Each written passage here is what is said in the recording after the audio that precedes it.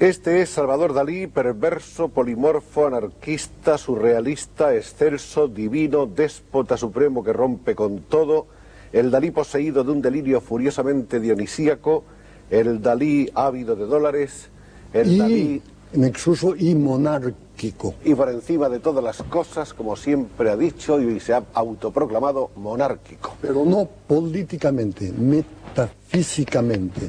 Para mí la monarquía es la prueba de la validez del ácido desoxirribonucleico, o sea que desde la primera célula viviente hasta la última, todo se ha transmitido genéticamente, pero no políticamente, porque soy apolítico total.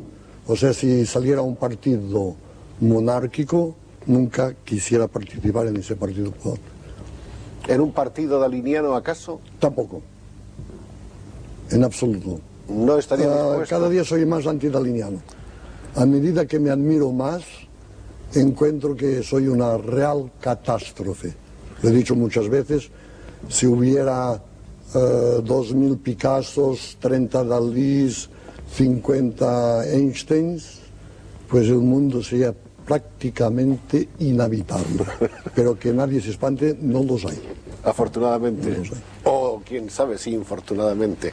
Es curioso que Salvador Dalí últimamente se apostrofa mucho. Dalí en los viejos tiempos tenía una tal autoadmiración, una admiración por sí mismo, que siempre hablaba de sí mismo en términos encomiásticos y de excelsitud. Pues ahora no, ahora no. Y ahora, por ejemplo, aquí Dalí escribe a Dalí y le llama puerco. Exacto. ¿Cómo es posible? No, pero puerco en el buen sentido de la palabra.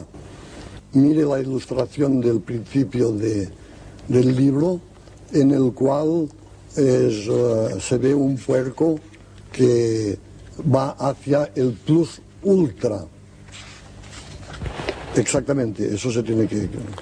Tenemos aquí una ilustración de este libro que se llama Carta abierta a Salvador Dalí, escrita por Salvador Dalí, en la que hay dos Dalís enfrentados. Exactamente, y un puerco que soy yo, que voy hacia el non plus ultra, que se quitó el non y se dice plus ultra.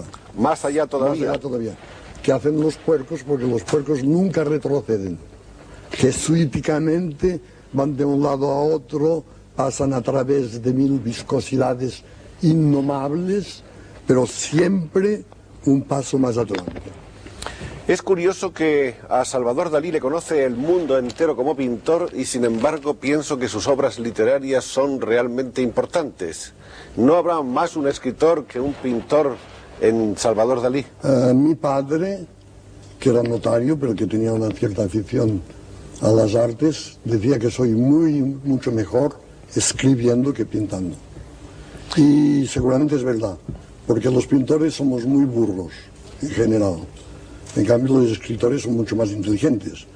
Y si yo fuera menos inteligente, pues indiscutiblemente pintaría mucho mejor.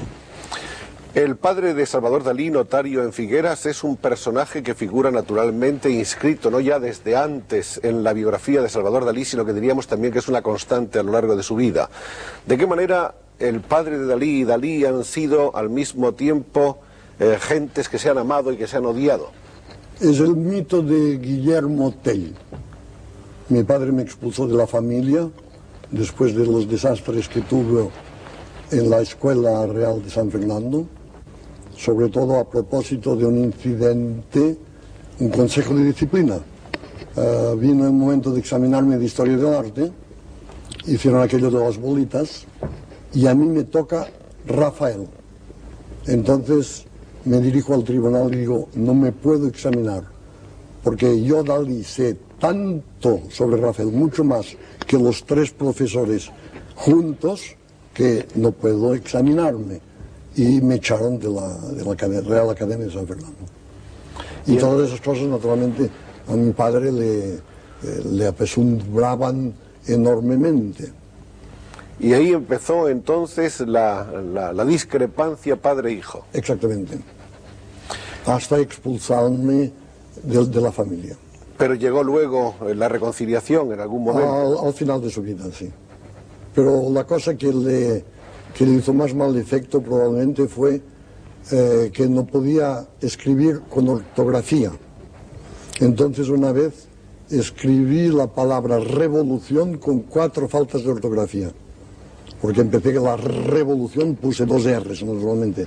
Después la B no era la que tenía que ser. Después en medio sentí que me tenía que parar un poco, ¿no? Entonces puse una H. En fin, y acabé con una T.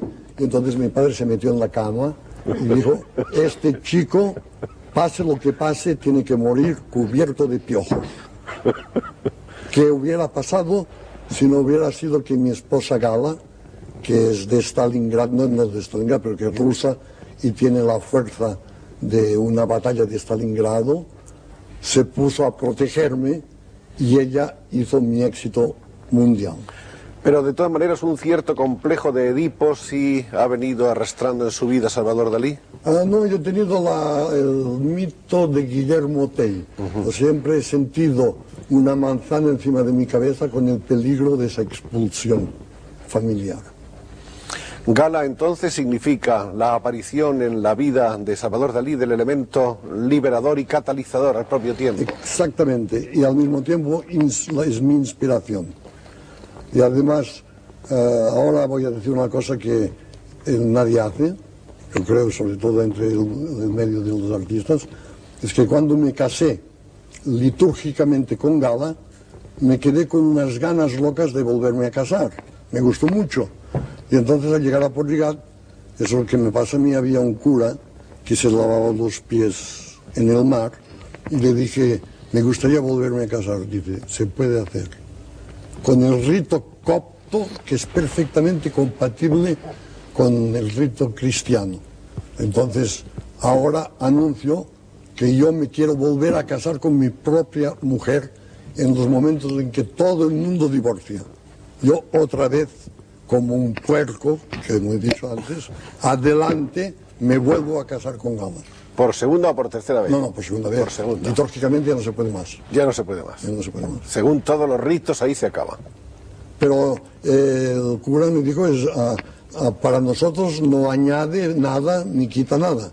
Entonces una cosa que no sirve para nada y que sea sagrada, eso es para Dalí. Hecho como a la medida. A la medida, a la medida. Realmente ese es, diríamos, el sacramento lujoso. El plus ultra. El plus ultra. Exactamente. El más allá todavía siempre. Más allá todavía, sí. Esa ceremonia no nos la vamos a perder. Yo tampoco. Por cierto, ¿siguen todavía los cisnes de Dalí iluminando en la noche las aguas de la bahía de Cadaqués? Me excuso por el cisne que usted me trajo, pero con el turismo, Porrigat está lleno de lanchas rápidas y los matarían, es imposible. No. El último fue muy interesante como ocurrió, la muerte del último cisne. Estaba de visita, tuvo el honor de que viniera el rey de Italia, el ex rey de Italia, Humberto, sí, de Saboya a verme, y mientras estábamos hablando llega un turista negro llevando un cisne sanguinolento, todo lleno de sangre, porque lo había visto volar y creía que era un animal fantástico y le había dado un harponazo. Y desde entonces no hay cisnes en Cadaqués, que me gustaba mucho porque a las 7 de la tarde, a esa época, empieza a anochecer, entonces yo decía a mi criado Arturo, vaya a encender los cisnes. Y entonces llevaba unas coronas con lucecitas eléctricas y era muy bonito ver deslizarse los cisnes eléctricos. Con ritmo de vals. Exactamente, o de música de vals. Con una fantasmagoría. o Albinoni, más bien, una música de Albinoni. Vamos a hablar un poco de Gala. ¿Cómo comienza en la vida de Salvador la pasión por Gala? ¿Es una cosa súbita, repentina, inmediata? Instantánea. Como que tengo, hasta ahora toco la madera, hasta ahora tengo mucha suerte. Encontré Gala, abrí la puerta de mi casa y encontré Gala desnuda ya en la playa. No completamente desnuda, pero en aquel tiempo se quitaban ya los sostenes y todo eso. Y desde entonces fue un amor completo, intenso y tan duradero que se va a consagrar de nuevo. Y en el otro aspecto, en el de la pura creación artística, Gala ha sido siempre musa inspiradora. Y modelo. Y modelo. Todos los cuadros, sobre todo de tipo más o menos religioso, Gala aparece como protagonista. De aquel Dalí protagonista del surrealismo a este Dalí de hoy, ¿hay un abismo o estamos ante la misma persona? Estamos en la misma persona, pero con un avance tremendo ideológico. En aquel momento mi pintura se calificaba de surrealista. Hoy, ¡eureka!, he encontrado mi pintura. Esa pintura se llama hiperrealismo metafísico, que son los cuadros que estoy haciendo para dar al Museo Dalí en Figueras. Ha sido entonces, por decirlo así, la alimentadora de esta nueva corriente en la vida de Dalí, Gala. No, eso hay que decir que son los hiperrealistas americanos, porque, como que decía antes en otra interview, lo repito, pero es interesante, que tengo un cierto instinto profético. En pleno arte abstracto, yo pronostiqué que volveríamos a hacer ultrafiguración. Y ahora la nueva vanguardia, como usted sabe, son los hiperrealistas americanos que lo copian literalmente de fotografías. Pero naturalmente, como Malebranche decía, las cosas que vemos está en nuestra alma, no está en las cosas. O sea, por ejemplo, si Velázquez copia una fotografía, lo mejor que puede, le sale un Velázquez. Si un tonto copia exactamente una fotografía, le sale una tontería. Si Dalí copia fidelmente una fotografía, le sale un Dalí. O sea que no hay que preocuparse. La personalidad es absolutamente imposible de evitar. Y además no todo el mundo puede copiar lo mismo. Es imposible.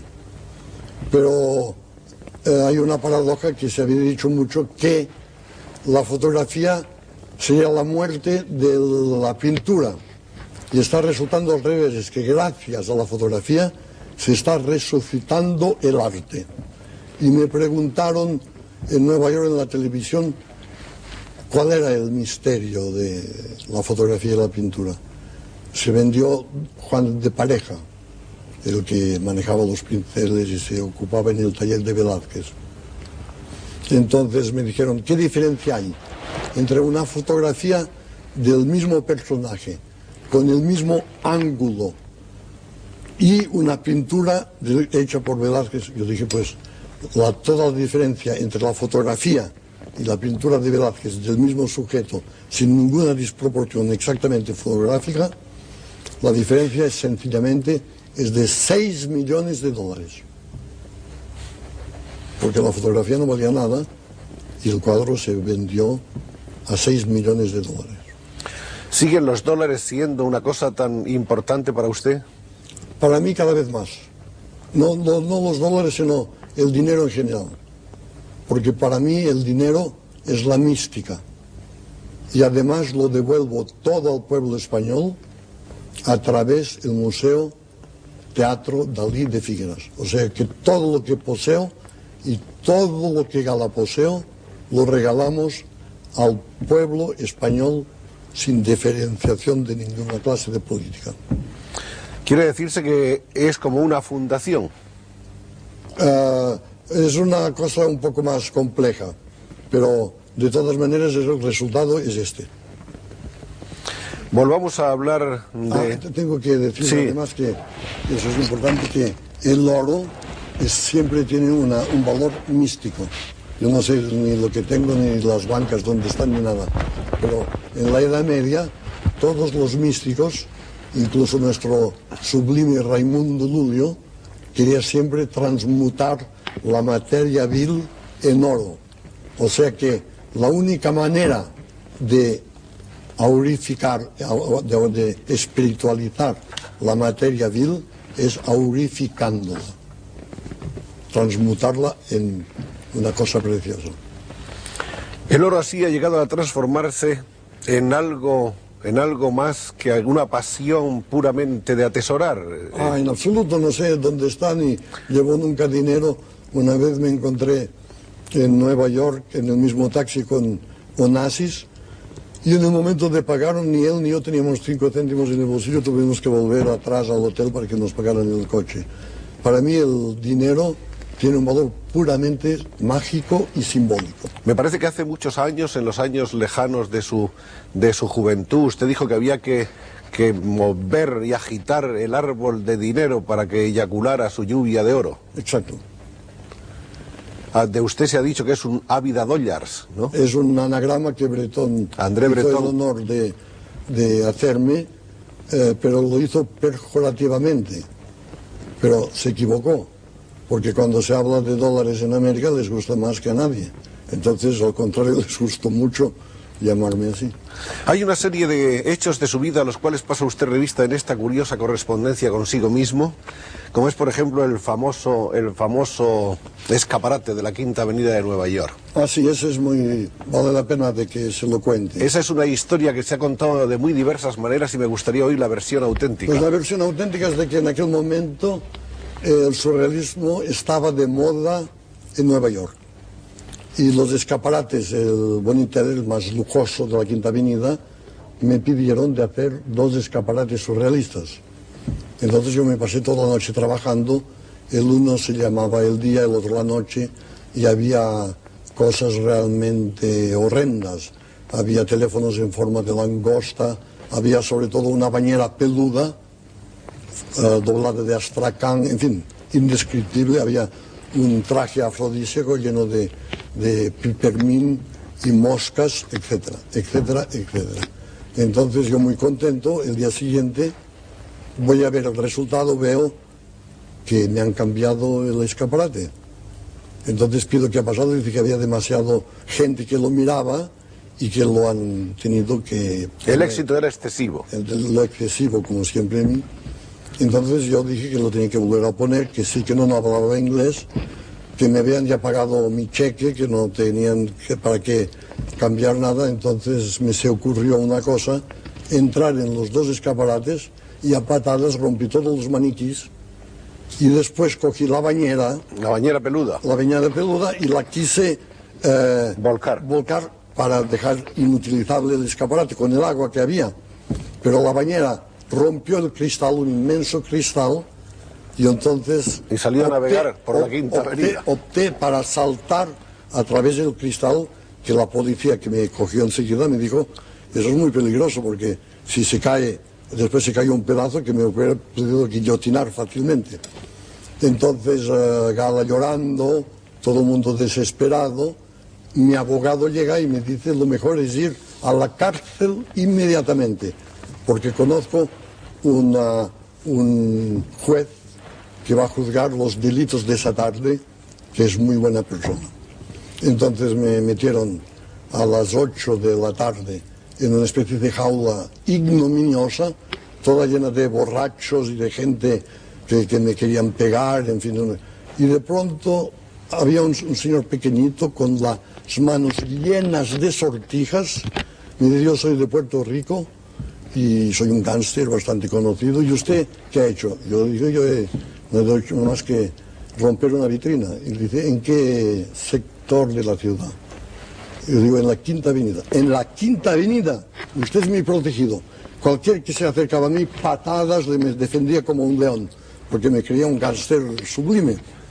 Y entonces pasé de eso a ser juzgado, Había el clásico juez con el pelo blanco, escuchó lo sucedido y dice: Dalí ha cometido un acto demasiado violento, ha roto un cristal que vale $60, lo tiene que pagar, pero todo artista tiene el derecho de defender la integridad de su obra hasta las últimas consecuencias y queda libre.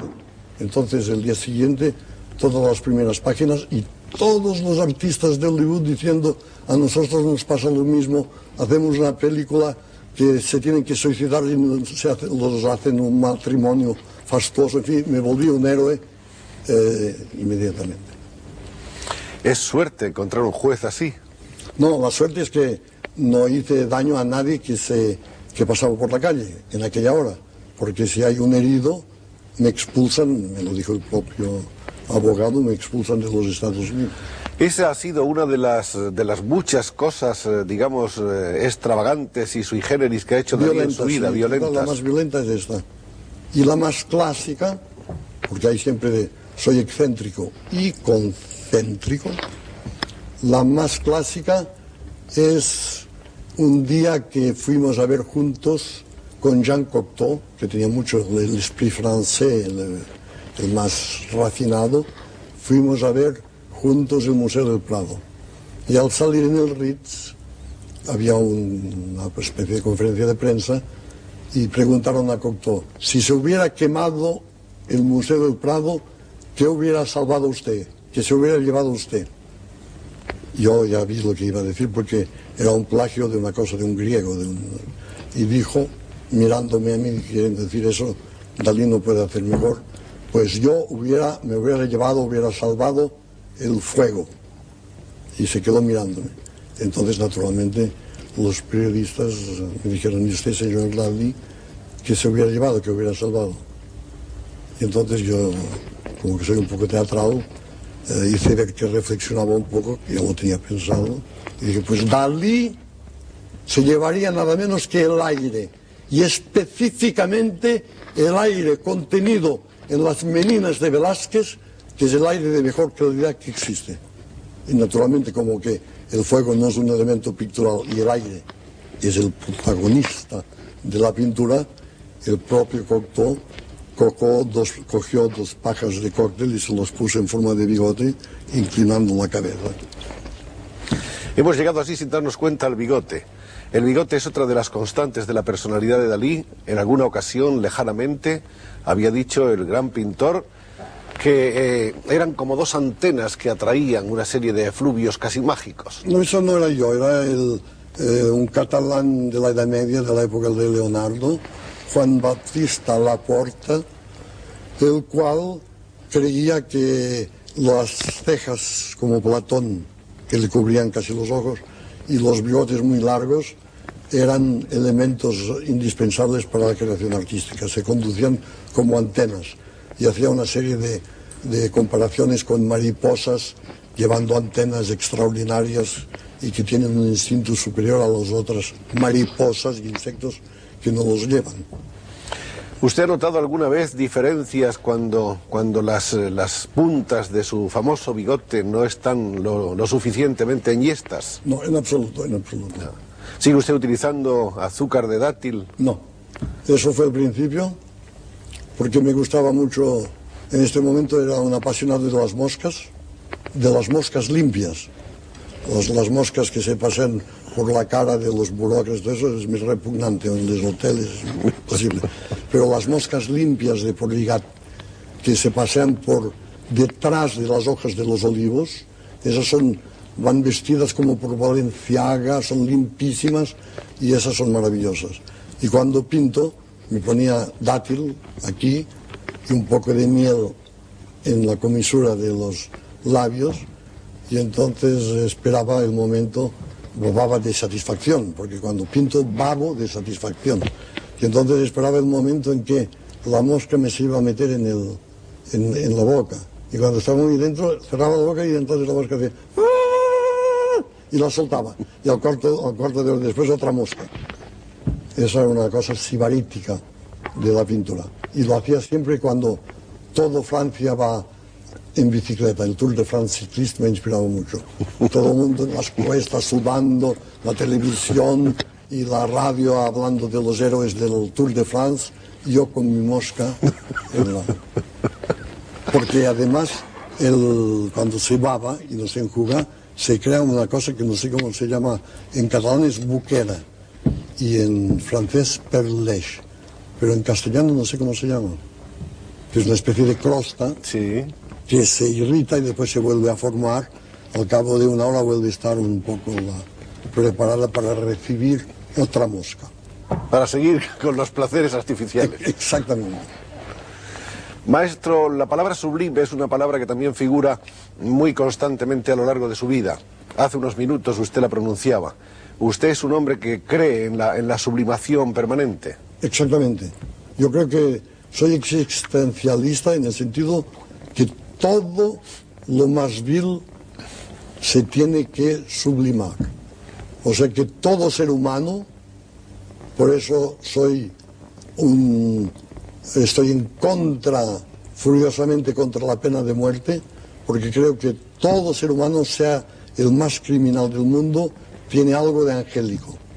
El uno tiene la nariz torcida, pero por de pronto tiene unos pies maravillosos, dignos de Rafael. Otro tiene una boca espantosa, pero en cambio en el fondo de los ojos hay como palletas de oro. Y en el espíritu humano, cada hombre tiene una parte de divinidad. Eso los anarquistas lo han dicho siempre. Los anarquistas de la época de los príncipes de Kropotkin y de Bakunin. Los románticos del anarquismo. Exactamente. Y en el caso de Dalí, ¿no ha habido también una época anárquica? Cuando ya era pequeño hacía todo para molestar, eso sí. Sobre todo un día, una anécdota muy buena, porque además soy muy cobarde, pero no podía soportar la juventud. Y los niños satisfechos de ellos mismos me repugnaban mucho. Y había uno que estaba con pan, chocolate, pancho sin pensar nada, como un tonto. Yo fui muy cerca de él y le di una bofetada terrible y hice caer el chocolate y el pan y empezó a correr detrás de mí.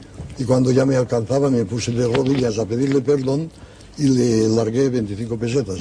Y a pesar de eso me dio unas patadas. Sí. Qué falta de sentido del pacto, ¿no? Exactamente. Es una componenda de lo más normal. Yo te pego, pero te pago, ¿no? Exactamente. Sí, sí. Maestro Dalí. Eso me ocurrió en París también y fue un lío terrible porque delante del café de la ópera un taxista me derribó, me empujó por el suelo. Sí. Me revolcó por el suelo, yo me levanté y le di 300 francos. Y había la policía y no comprendía por qué porque dijo, no me ha hecho daño, no me ha matado, pues estoy muy contento. Vengan al cuartelillo a explicarse, aquí hay un misterio.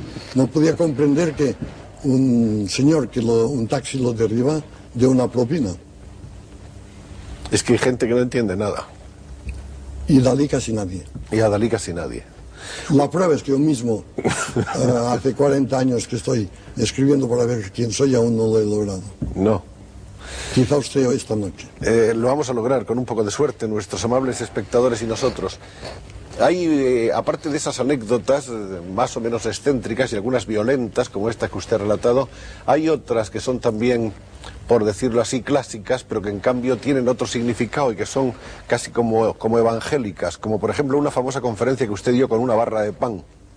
Sí, en el centro, con Miravillas, organizado en un sitio de anarquistas en Barcelona, así, con una barra de pan en equilibrio. Una barra de pan en equilibrio sobre la cabeza. Sobre la cabeza. De esas he hecho muchas. Y luego está la vieja historia de sus discrepancias con Picasso. Esto es absolutamente falso.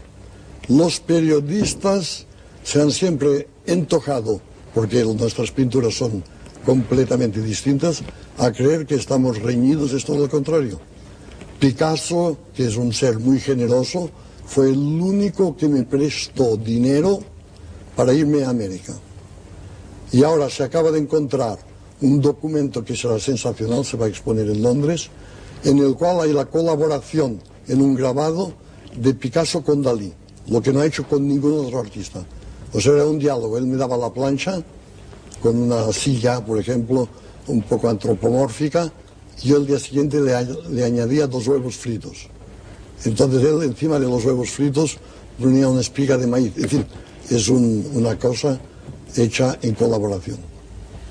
Fueron ustedes entonces buenos amigos. Muy buenos amigos, y cuando se abrió el Museo Picasso en Barcelona, yo regalé, me parece, 50 grabados y Gala un collage magnífico que está allí.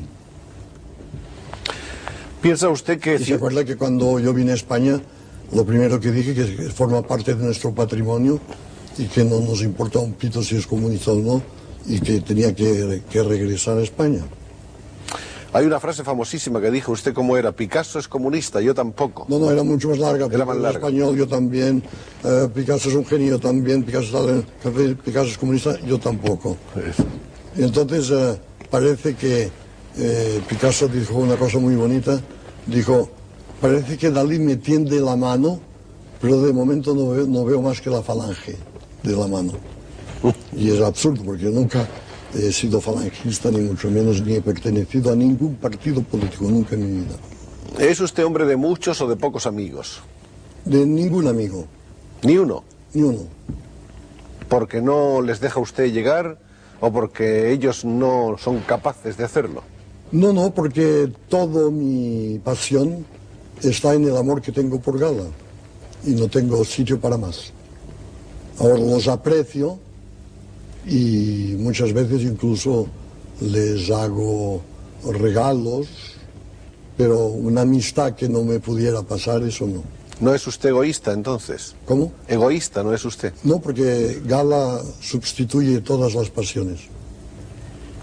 Al contrario, yo mismo cada vez digo que soy un pintor detestable, que es un poco también, un poco comedia eso, porque cuando se dice que pinto mal, entonces hay gente que dice, hombre, tampoco está mal como eso. Hablando un poco de su pintura, que naturalmente es lo más importante que la gente conoce de usted, ¿está siempre, de cualquier modo, dentro de una fidelidad a lo clásico? Cada vez más. Cada vez más. Y cada vez más Velázquez. ¿Y su vieja predilección por Rafael? Menos, mucho menos, y mucho más los tres son Velázquez, Rafael y Vermeer. Y naturalmente Velázquez es el genio supremo y después viene el holandés, el Vermeer de Del. ¿Trabaja usted mucho ahora? El doctor Puigvert me recomendó de trabajar, pero no mucho, y entonces me se ha ocurrido de pintar nada menos que la Capilla Sixtina de Miguel Ángel en mi museo. O sea, trabajo más que nunca. Eso nos hace recordar que usted ha estado recientemente con quebrantos de salud y creo que a todos nos gustaría saber que está usted restablecido plenamente o en vías de estarlo. No, estoy mejor que antes.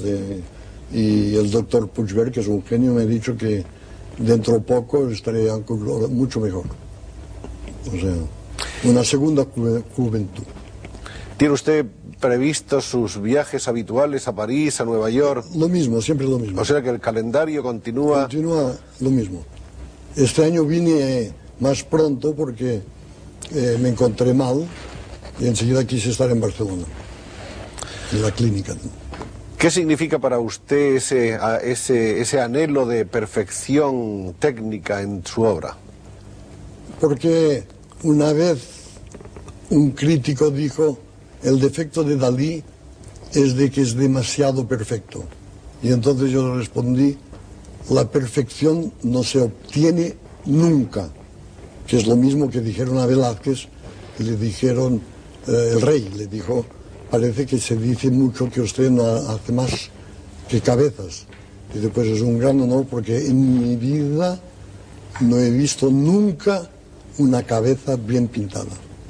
Y después le salió con Breda y con Las Meninas y con esos cuadros que realmente Aparte de todos esos happenings que usted ha protagonizado en París y en tantas otras capitales del mundo, en las que ha hecho a lo mejor demostraciones de una gran velocidad pictórica, manejando pintura y pinceles y objetos más o menos surrealistas o abstractos y estrafalarios, la verdad es que tengo entendido que usted es más bien un pintor lento, meticuloso. Sí, como una pequeña cocinera. Yo cuando era pequeño quería ser, no cocinero, quería ser cocinera. Y ahora después quise ser Napoleón, después quise ser Dalí. Ahora quisiera ser Dalí, pero aún no lo soy. Pero soy una buena cocinera de la pintura al óleo. De sus años infantiles, ¿cuáles son los recuerdos más entrañables que conserva todavía, que tienen raíces en su corazón? Los más entrañables son los que datan de cuando Dalí vivía en las entrañas de su propia madre. La vida intrauterina. Exactamente, porque yo tengo recuerdos perfectos de mi vida intrauterina y parece que Casanova también los tuvo. Y el doctor Freud, cuando lo vi en Londres, me los confirmó. O sea, yo veía y veo unos huevos fritos maravillosos sin el plato, huevos en el plato sin el plato, con los bordes fosforescentes que se agrandan, que se encogen, que son realmente imágenes del paraíso perdido, que es el paraíso de antes de nacer. ¿El paraíso se pierde cuando se viene al mundo? Sobre todo si hay un trauma de tipo de asfixia o de dificultad. Por eso los suicidas casi siempre son gente que nació de una manera imperfecta y quieren volver al paraíso perdido, que era el coloidal total de los jugos maternos. ¿Su nacimiento fue traumático? No, parece muy feliz. ¿Ha sentido usted celos alguna vez de alguna persona de la familia? Nadie, soy el hombre menos celoso de todos. O sea, siempre me quieren, o pone que no me gusta tal pintor, me gustan todos en general, pero hay ciertos que me gustan más, naturalmente. ¿Y en la familia está usted más cerca de su madre que de su padre? Yo creo que mi padre me impresionó mucho más, porque mi padre era ateo y muy exaltado, y entonces empecé a creer que la cuestión de la religión era cosa más bien de las mujeres, porque mi tía y mi hermana, en fin, las mujeres iban sobre todo mi madre iba a misa. Y ahora es el contrario, ahora cada día soy un poco como Buñuel, cada día me acerco más, yo creo, a la fe, que es una gracia de Dios. Usted y Buñuel protagonizaron juntos una etapa histórica con dos películas, La muerte, el perro andaluz y La edad de oro, ¿no es esto? Exactamente. Esas dos películas fueron como la explosión del surrealismo en la vía cinematográfica. Pero fue realmente una colaboración, porque también los críticos dicen Dalí hizo eso, Buñuel eso, y quieren dar méritos al uno al otro, y es absolutamente falso. Fue una colaboración fraternal absolutamente de compenetración total entre los dos. O sea, yo iba a decir una cosa y él iba a decir la misma. En algunas de las cosas que se han escrito sobre usted y en algunas de las cosas que usted ha escrito sobre sí mismo, se ha dicho que ha habido siempre una relación con su padre un poco curiosa, en el sentido de que él representaba para usted un poco Moisés y Júpiter al mismo tiempo. Exactamente, el poder absoluto. Era un tirano y al mismo tiempo era No, era muy bueno, pero cuando se enfadaba, sus gritos, casi todo Figueras se enteraba, porque gritaba mucho. Y eso me hacía una impresión enorme. Pero sin embargo luego era tierno con usted. Sí, me quería muchísimo, muchísimo. Pero quería que fuera notario, después que fuera agricultor, y al final el profesor Núñez, al que debo toda mi técnica, le convenció que fuera a la escuela de San Fernando en Madrid. Es inevitable que hablemos de un hermano anterior a usted y que murió. Sí, murió de meningitis y parecía que daba pruebas de una gran inteligencia. Y entonces eso creó un mito que el doctor Pierre Romaguera ha escrito un libro, o le está escribiendo, sobre los dioscuros. O sea que me hicieron una cosa muy buena y muy terrible al mismo tiempo. Mi familia me llamó el mismo nombre que el hermano muerto, Salvador. Y entonces yo estaba terrificado, tenía el terror de ese hermano muerto, y para diferenciarme del hermano muerto tenía que cometer todas esas excentricidades para afirmar constantemente que yo no era el otro hermano muerto, que yo era Dalí, el Dalí vivo. ¿El nombre cree usted que de alguna manera le ha marcado el llamarse Salvador? El hecho que el otro se llamaba Salvador. Eso sí, seguro. Pero independientemente de eso, no ha significado nada Francisco especial. Pujols ha dicho que Salvador, como su propio nombre lo indica, está destinado a salvar la pintura moderna de la confusión y del caos. Eso es Pujols, que es, ¿Usted cree? para mí es el filósofo catalán más importante que existe, muy poco conocido, y ahora que tenemos el honorable señor Tarradellas, que empieza la profecía de Pujols, que dijo que Cataluña tendría la hegemonía no solamente de España, junto con España, sino del mundo entero, que ya es lo más que se puede decir.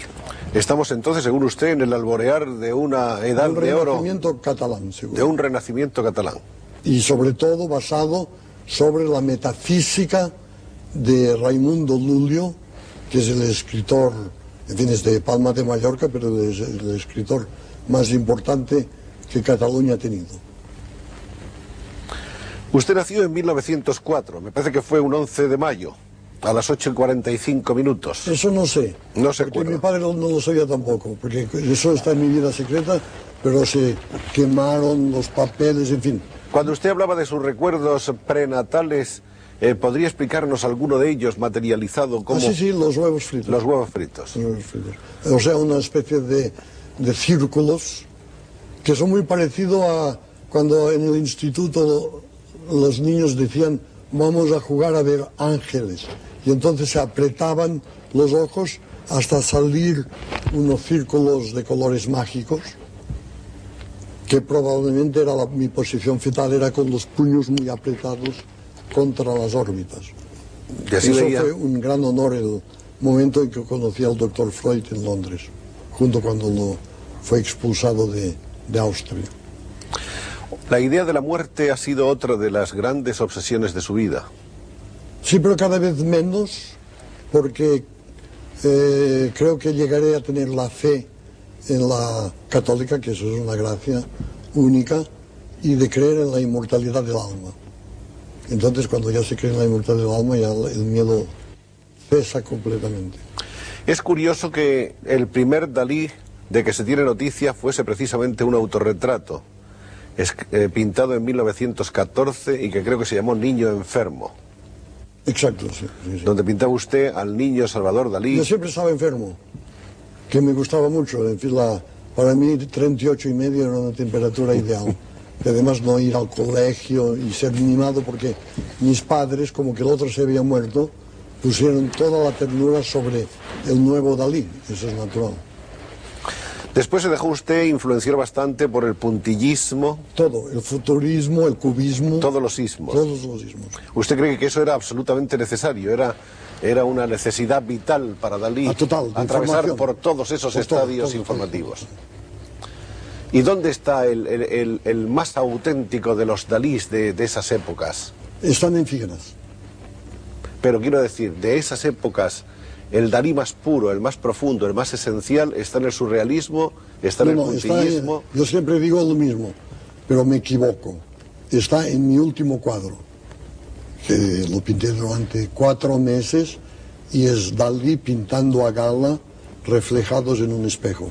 Y eso, por el mismo precio, es un cuadro estereoscópico. Porque ahora, en vez de pintar un cuadro, pinto 2 de casi iguales, que fusionados por un sistema de espejos producen la ilusión total de la tercera dimensión.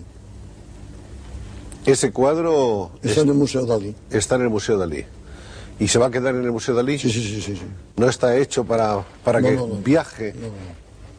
Yo creo mucho que la gente que se moleste, que vaya allí a verlo. Porque hasta ahora usted pintaba 1 o 2 cuadros al año, 4 o 5 meses por cuadro, y el resto del tiempo lo dedicaba usted a sus viajes, a sus exposiciones, a ver a los marchantes y generalmente a traerse para acá importantes cantidades de dólares para engrosar sus cuentas. Ahora es todo, se especializa en enriquecer el museo. Todo está centrado en el museo, es mi obsesión actual. ¿Y cómo definiría usted su museo en este momento, tal como está ahora?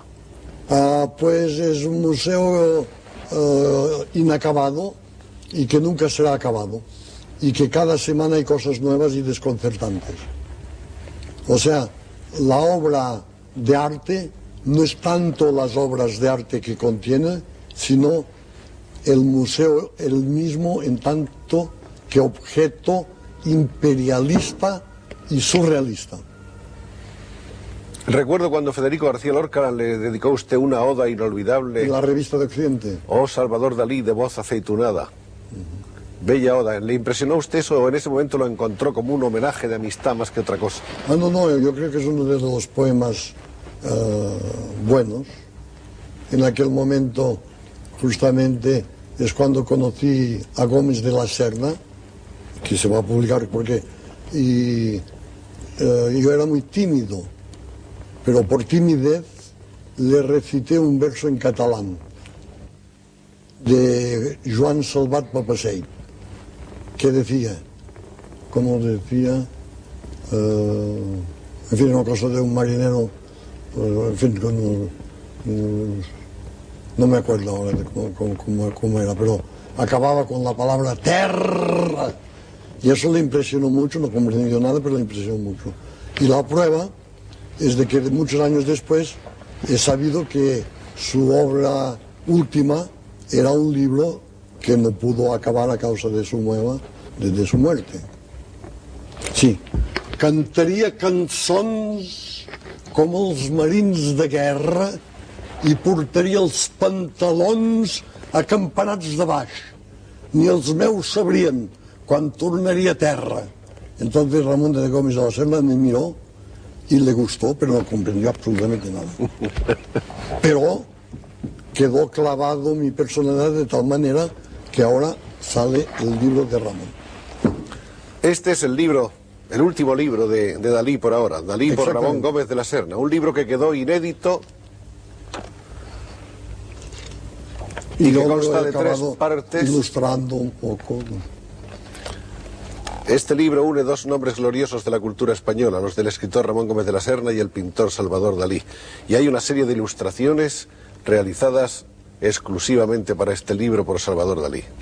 Es un libro bellísimo, como puede verse, donde están 2 genios juntos, porque no cabe duda de que Ramón era un genio de las letras, era un inventor, un renovador. Las greguerías son maravillosas. Le dije una que no era mía, que eso un poco, pero tampoco dijo que era de quién, era de, en aquel momento los poetas eran magníficos, estaba el Federico, estaba Alberti, estaba Garfias, que se murió, y tenía un poema que yo le dije también a Ramón, que decía: las esquinas de las calles son de papel y pasan las golondrinas doblando y desdoblando esquinas. Y eso dice, eso es una greguería, me pareció. Era muy Ramón de Gómez de la Serna. O sea que yo no, en el fondo no he hablado nunca más que le he hecho efectos y han dado resultado. Es curiosa esta colaboración en el tiempo, a través de los años y de unas vidas tan ricas y de la desaparición de Ramón, este reencuentro en el tiempo de Dalí. Yo no lo vi, cuando volvió a España no lo vi. Yo no lo vi, quizá lo he visto 4 veces en mi vida, y siempre en el Café Pombo, con don Ramón del Valle Inclán, era una tertulia maravillosa.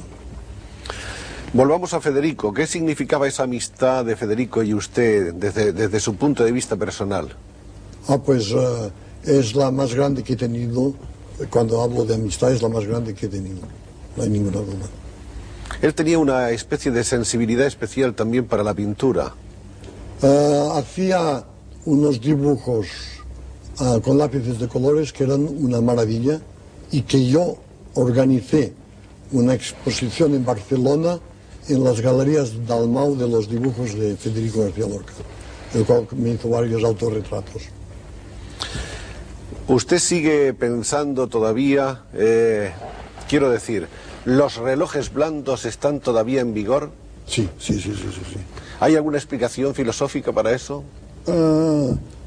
Muy importante, pero que produjo un muy mal efecto cuando vinieron 3 jesuitas franceses y me dijeron, ¿por qué hace relojes blandos?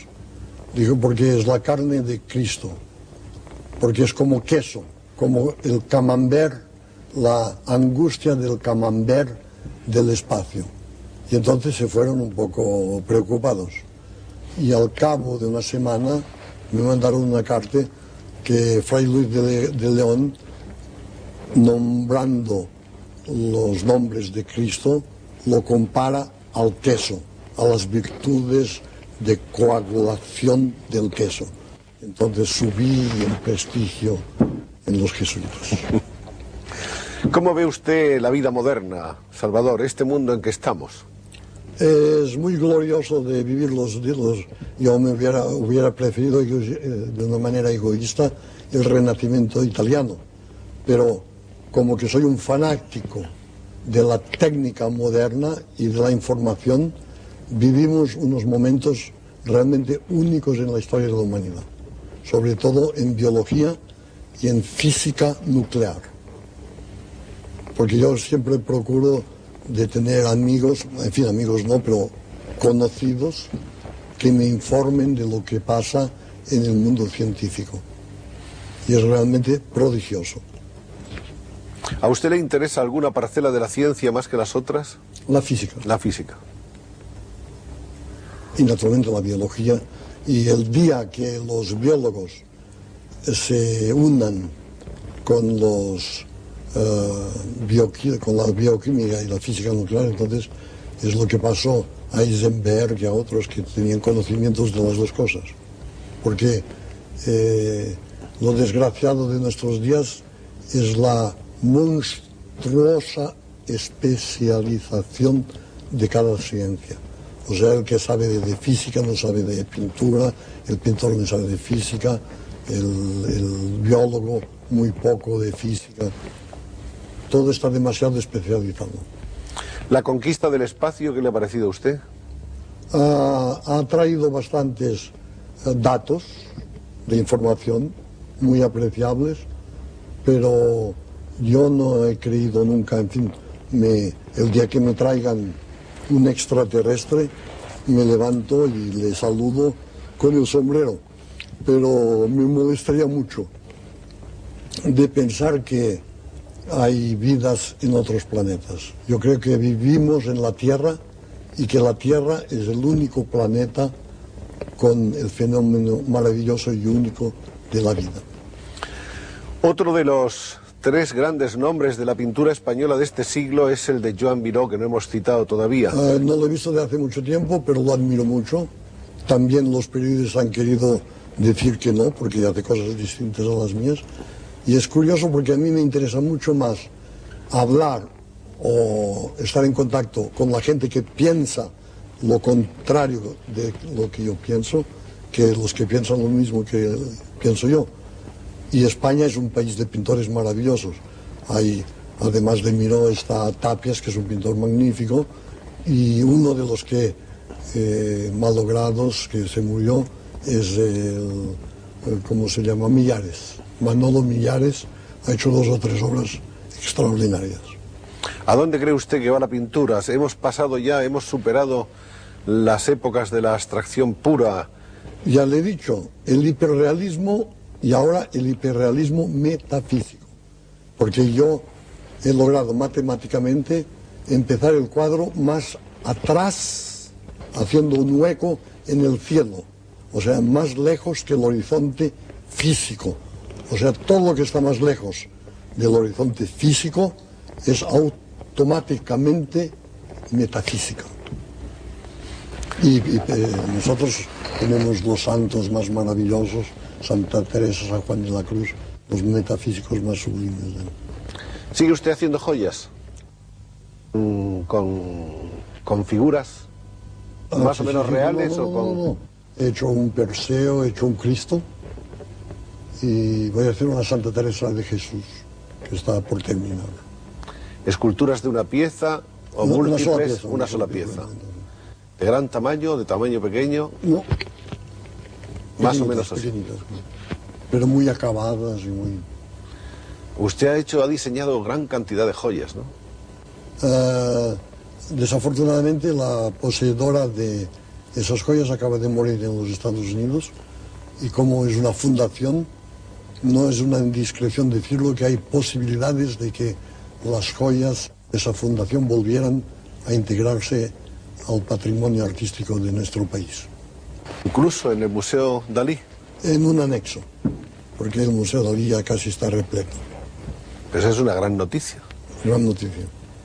Por eso se la doy. Muchas gracias. Bueno, maestro Dalí, le agradecemos mucho que después de tanto tiempo hayamos podido tener esta oportunidad de conversar un rato para los amables amigos de este programa. Y lo espero en el museo para que vea Iremos al el museo. hiperrealismo metafísico. Iremos un día al museo y además iremos con las cámaras para que usted nos muestre y comente para el pueblo español lo que usted quiera acerca de él. Muy bien. Muchas gracias. Encantado.